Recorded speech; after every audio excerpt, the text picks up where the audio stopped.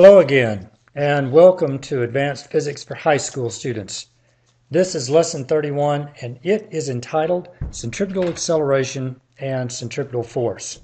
I have here a few photographs, aerial views, of curves on interstate highways.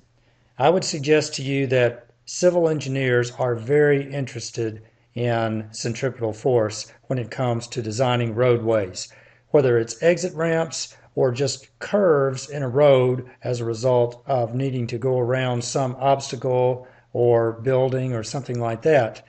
Circular motion and understanding the forces that are involved that cause the centripetal acceleration is something that people who design these things need to know about.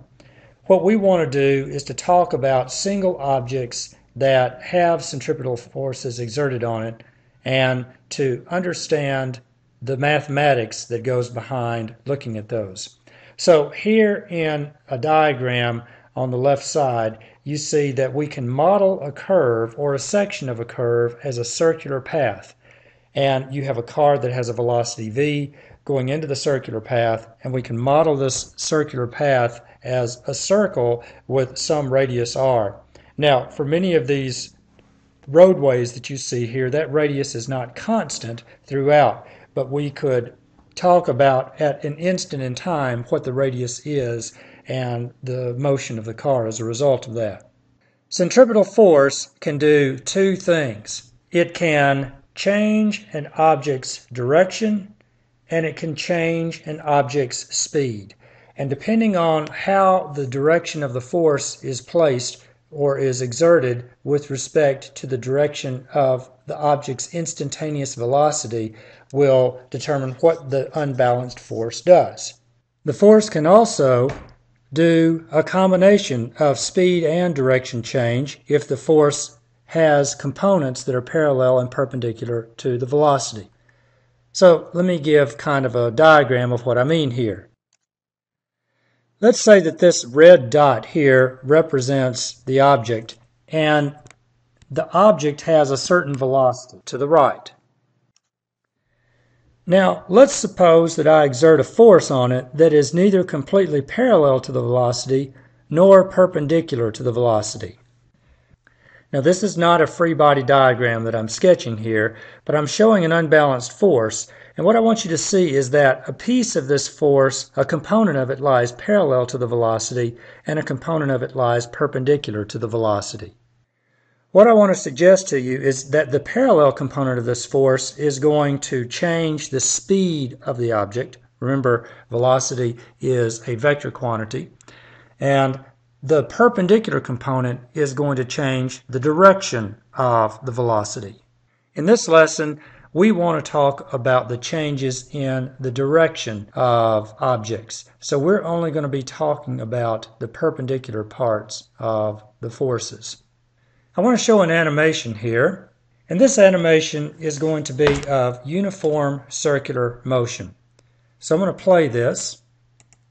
In uniform circular motion, the speed of the object is constant, but the velocity changes. And I want you to notice that the direction of the velocity is always tangent to the curved path. We say that acceleration is a rate of change of velocity. Since velocity is a vector, it has magnitude and direction. There's a force that's required to cause acceleration. And this force is what we're going to call a centripetal force. This will be forces that cause the object to change its direction. Let me show another animation. In this animation, we're going to be looking at the Earth orbiting the Sun. And we're looking down at the south pole of the Earth. These animations came from the University of New South Wales in Australia, and so they concentrate on the southern hemisphere. But what happens is the Earth is spinning, but it's also going in a circular or essentially circular path around the Sun. This is because there's an acceleration towards the Sun, and gravity, or the gravitational force on the Earth that's exerted by the Sun, is what's providing that acceleration. So as the object goes around the Sun, it accelerates. The direction of that acceleration, centripetal acceleration, is towards the sun, and the force that's causing that acceleration, in this case gravity, is the centripetal force.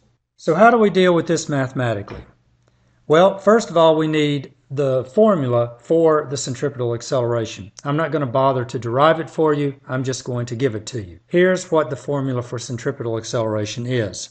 If I have an object that's traveling in a circular path or a segment of a circular path, and its instantaneous velocity is v, and the radius of the path is r, then the centripetal acceleration is going to be equal to v squared over r. Sometimes in the problem, the statement will tell you what the velocity is.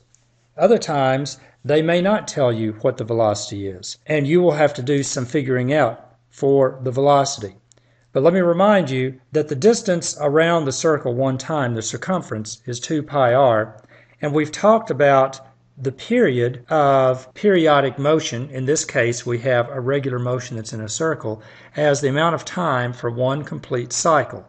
We could say that the speed or the velocity, the magnitude of the velocity, is going to be equal to the circumference divided by the period, or 2 pi r divided by t, where t is the period, the time for one revolution. There is some force that causes the object to change its direction. Whatever that force is called a centripetal force. Maybe that force is due to gravity between a celestial object and another celestial object, like the Earth and the Sun. Maybe that force is caused by a string, say when I whirl a rock on the end of a string. Maybe that force is caused as a result of static friction between the tires of a car and a roadway as a result of the car going around a curve in the road. Whatever that force is, we call it a centripetal force. And we can use Newton's second law to help us figure out the net centripetal force. With these tools in mind, we can solve most of the centripetal force problems that we're going to be given. So let's begin with an example. There are 4 examples in this chapter. We're going to work all 4 of them. Example 31.1. A car moves with a constant speed of 10 meters per second around a circular track whose radius is 40 meters. A. Find the centripetal acceleration of the car. B. If the car moves with the same speed around another track whose radius is 80 meters, what is the centripetal acceleration? And C. If the car moves with a speed of 20 meters per second around a track whose radius is 80 meters, what is the centripetal acceleration? When you solve these problems, I'm going to suggest sketching 2 diagrams.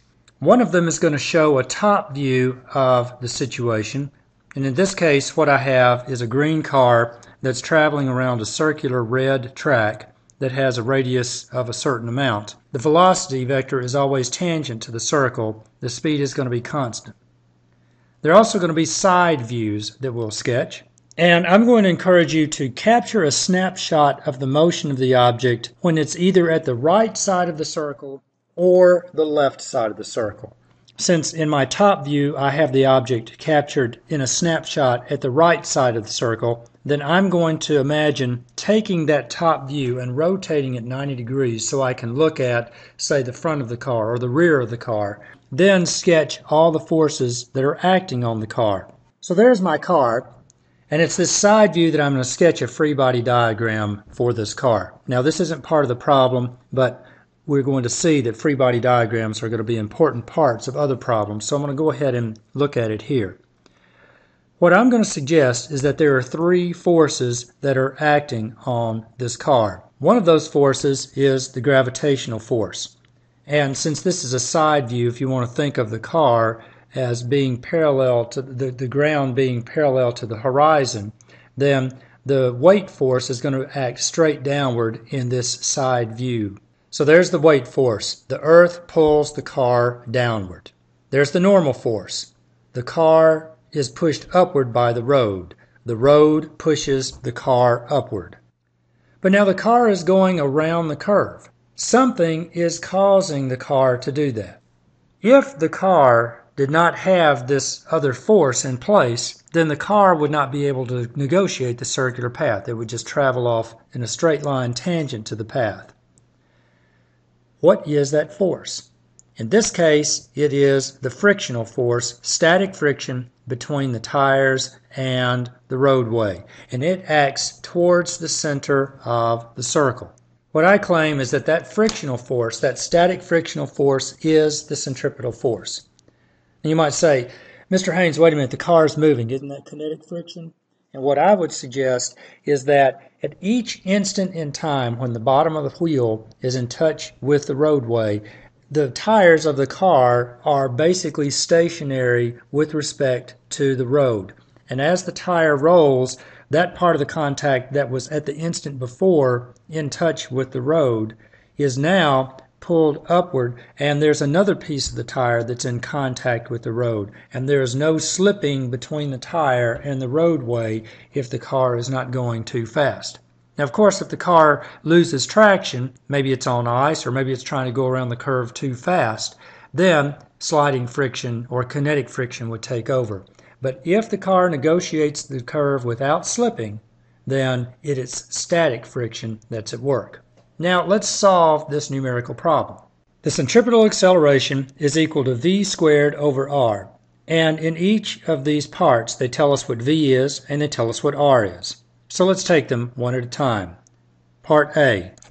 In Part A, we're told that the car moves with a speed of 10 meters per second, so v is 10, and the radius of the track is 40 meters, so r is 40. So now I put the numbers into the centripetal acceleration formula, and I come up with an answer. I get that the centripetal acceleration in this case is 2.5 meters per second squared. Part B. Now the car moving with the same speed, v is 10 meters per second, and the radius is 80 meters. So let's figure the centripetal acceleration there. And I get half as much centripetal acceleration, 1.25 meters per second squared. In other words, the centripetal acceleration goes as 1 over the radius. Now part C. We speed the car up to 20 meters per second, and it goes around the track that has a radius of 80 meters. So let's put these numbers in. And the acceleration is 4 times more than what we found in Part B, 5 meters per second squared. In other words, the centripetal acceleration goes as the square of the speed. So the point of this problem is to see what sorts of things affect the centripetal acceleration and how the centripetal acceleration changes when those things change. The important thing, the centripetal acceleration goes as the square of the speed. It goes as the inverse of the radius.